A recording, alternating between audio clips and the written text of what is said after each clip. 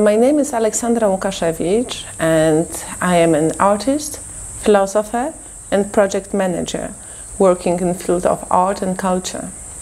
This I do both theoretically and practically. Theoretically through academia, because I'm a professor in cultural studies with PhD in philosophy of art and aesthetics. So I teach students at the Academy of Art in Szczecin and also at other universities, also supporting them with writing their master's and BA thesis. But this is not enough for me.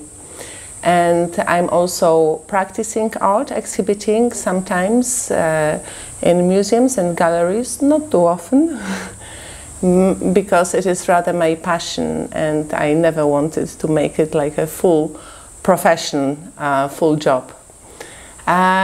So this is kind of my space, with which I go out sometimes, but not that regularly. But I also realize research projects in consortiums that I can set up for also international ones for the sake of realizing common goals in the field of art, culture, also in transcultural perspectives. Because this is what I want to do in my life, is to support people and the world to grow. And this is, I think, that it is combined with the way as I am as such, and as I am as a woman, because I feel myself nurturing, giving birth and nurturing. And this is in professional life, and it is also in private life. I'm a mother of 2 sons. The firstborn is already a young adult, the other one is a teenager. So I had them quite young, not too young, but still studying. And I never quitted studying.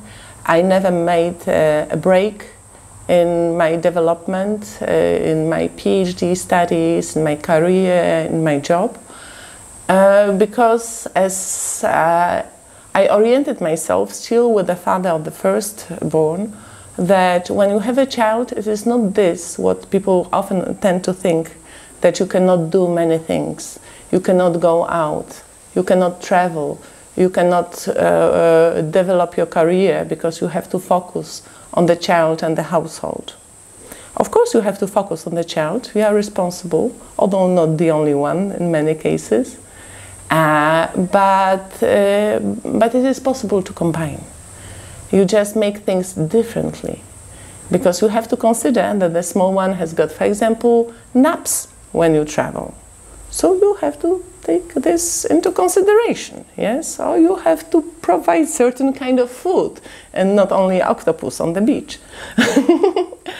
So, or you can work, you can travel for conference, but you have to assure somebody taking care from conference organizers when you are giving speech, that you are not interrupted by your child. So really there are ways through how to combine these roles, not resigning neither from the one nor from the other. Then I feel that one can feel oneself full, not just one-dimensional, I would say. It is challenging, but can be done, and it is really worth doing it. What inspires you? I'm generally inspired by the world and by the people.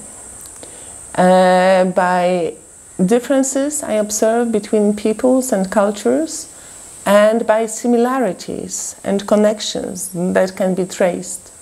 This makes me consider who is human, how we are interconnected between ourselves and the environment, how we transform historically, how we can also work here in these processes for the sake of social justice, equal development, gender equality, and love and peace. So theoretical tools, I would say, and the knowledge, academic knowledge, is not something that I idolize. It is something that I use.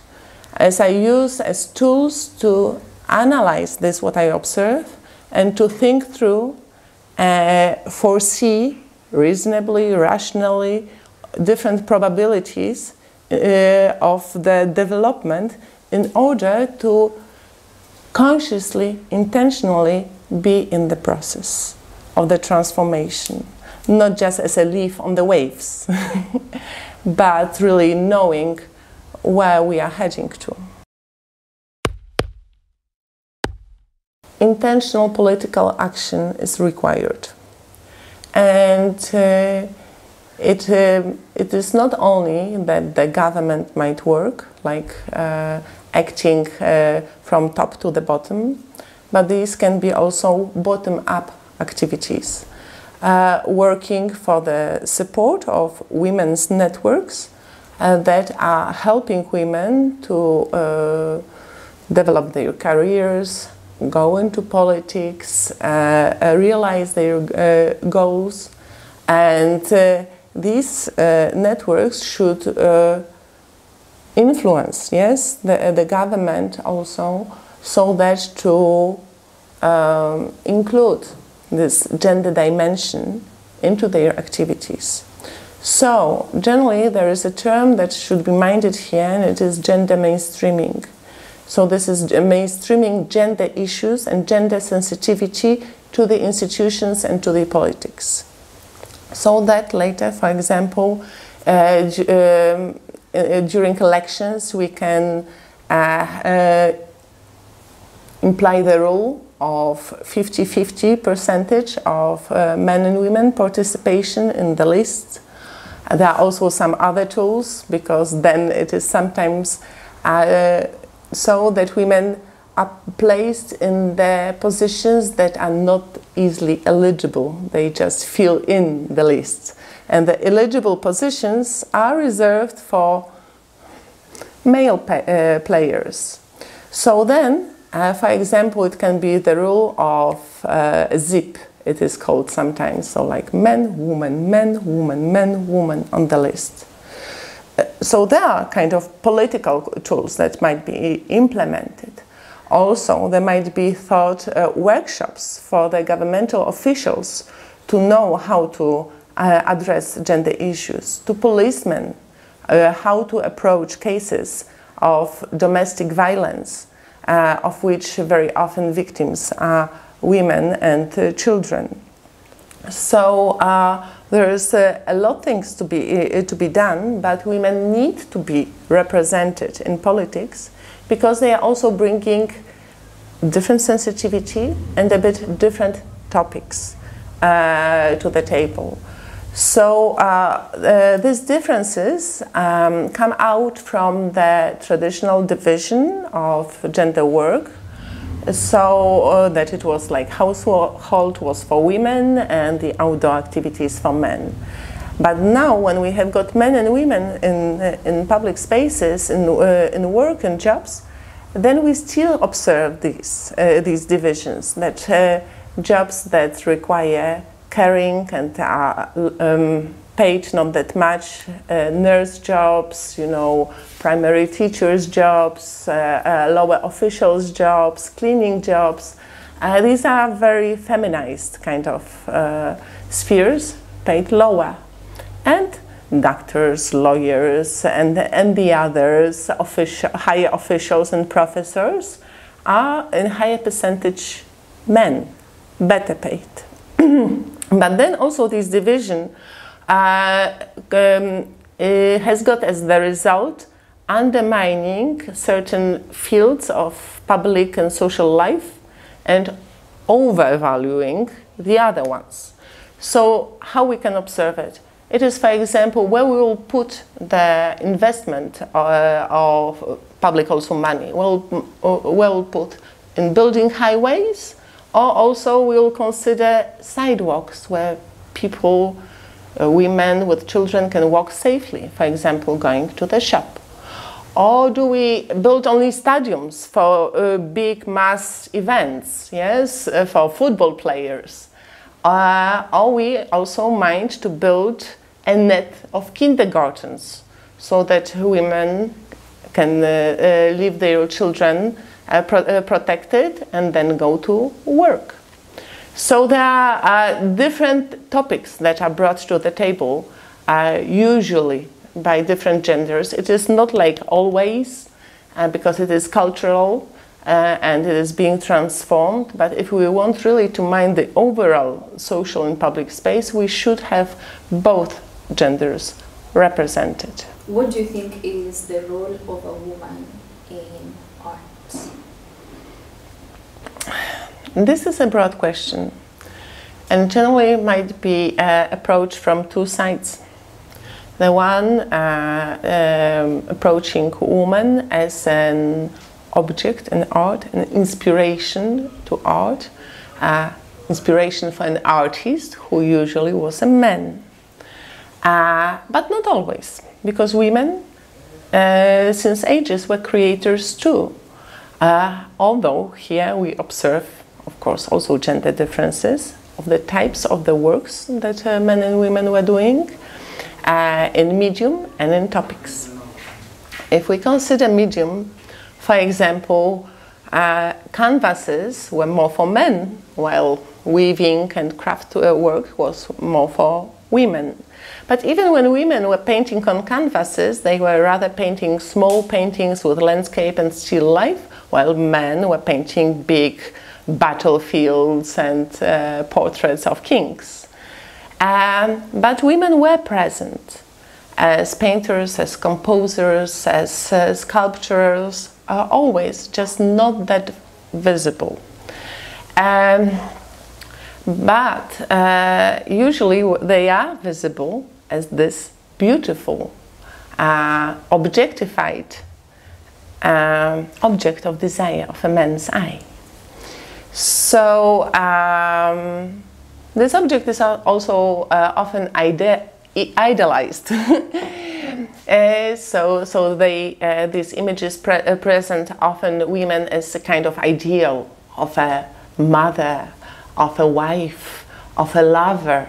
Yes, the ideal that does not exist. Because if we think about the motherhood, it does not look as on the paintings of Virgin Mary.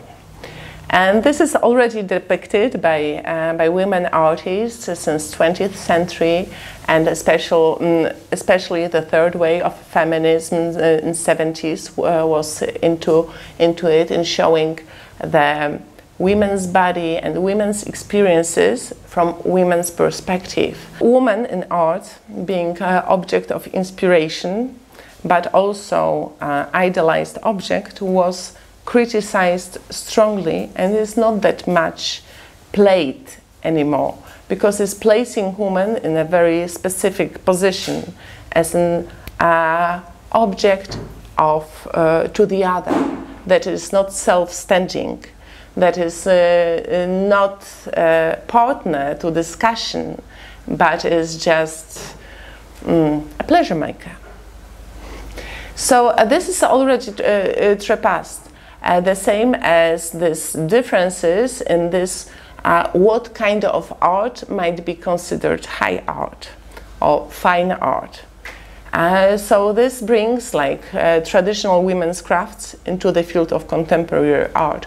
What is very much visible nowadays, like during the last Venice Biennale, when weaving and making from wool paintings and sculptures was brought into the fore, not only as this medium used as to create dresses and objects to be used, but also art objects in different medium. What is your mantra for 2024?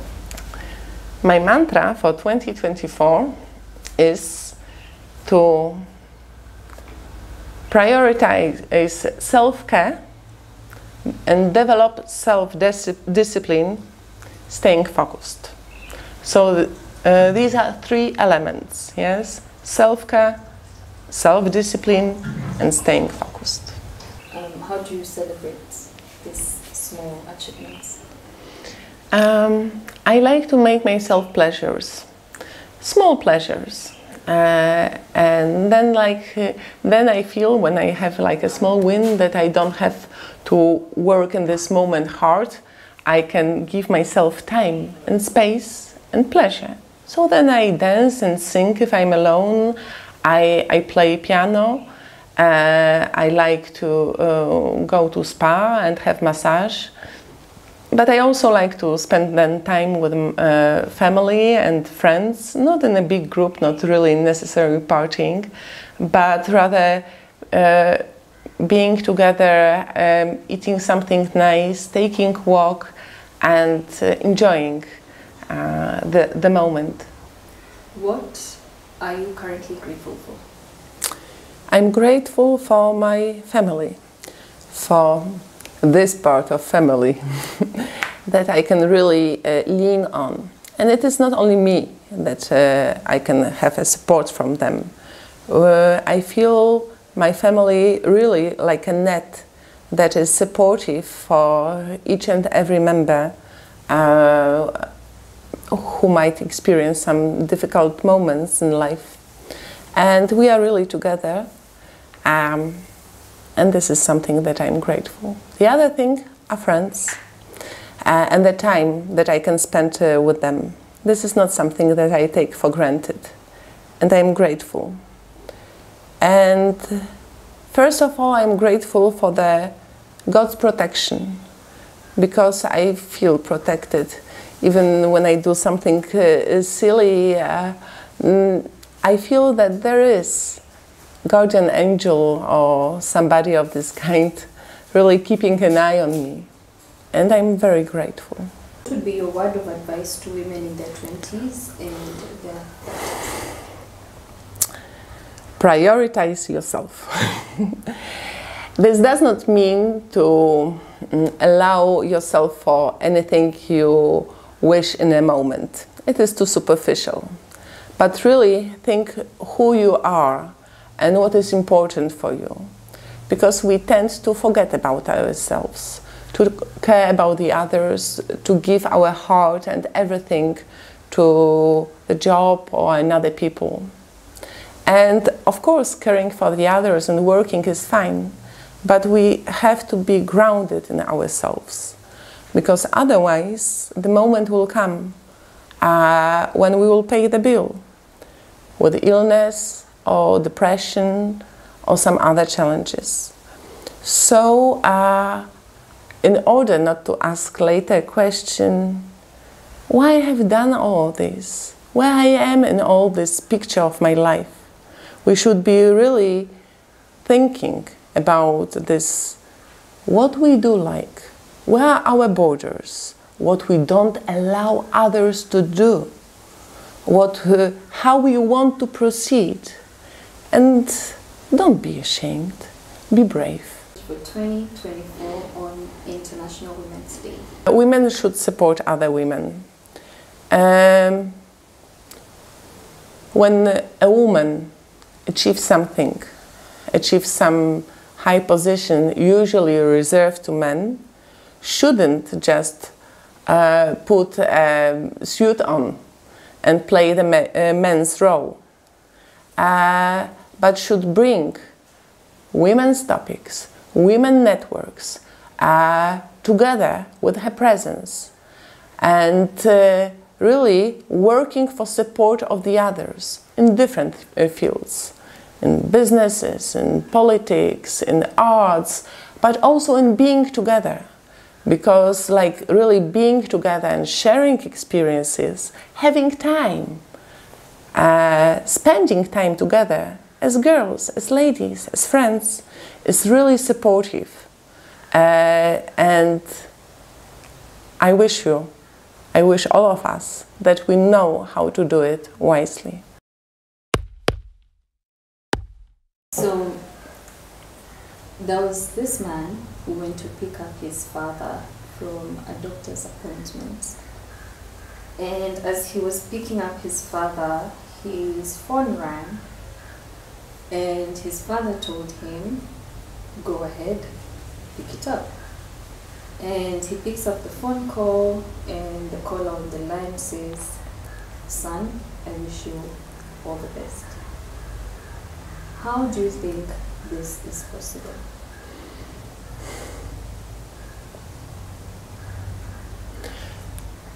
I have got one idea. I don't know if this is the answer, but it might be so that this CEO is considering this young man as a kind of adopted child in the field of his career that the young man would like to follow. But in the same time, this young man is very much tied to his family, to his elderly parents that would like him, of course, to be well, but also to stay around. Maybe not to go that far with his career. Of course, do his living, make his living, but stay around, support them. So this young man might feel kind of different and contradictory pulls and pulls, like to follow the career that is his passion, or stay with his parents and support them. This might be thought through, like to combine these two things, although parents might be a bit afraid of the new and not aware that if the man makes his way through with his career, he can better support them, maybe come back on other terms, or bring them to him. So they are here kind of short-sighted, maybe. So then this advice of CEO, like a wish that might be understood as giving strength to this young person to pursue his goals wisely, so that he is also happy with himself. Is it the truth? Well, that's not the case, because the caller on the phone is the mother to the son.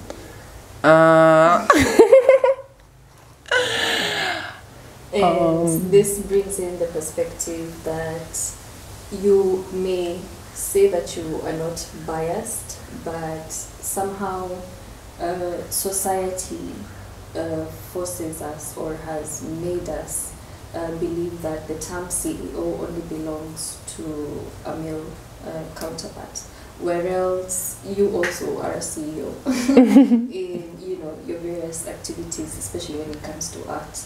So ideally, this riddle is to just bring out this perspective that is quite hidden in most people. Okay, thank you. Although I tell you the truth, I thought about this possibility, but then I didn't know if the CEO would be a mother, so why she is wishing him all the best, picking up the father. So then it didn't match for me, didn't make up the whole story, so the other one, yes, was easier. Yeah, you would want to continue? Yeah, so I think also it's true what you say, but also from the riddle, it's placed like that so that your mind can... Yeah. Wander through. Around, yes, and probably, riddle around ideally. Yeah. That's the case. Thank you.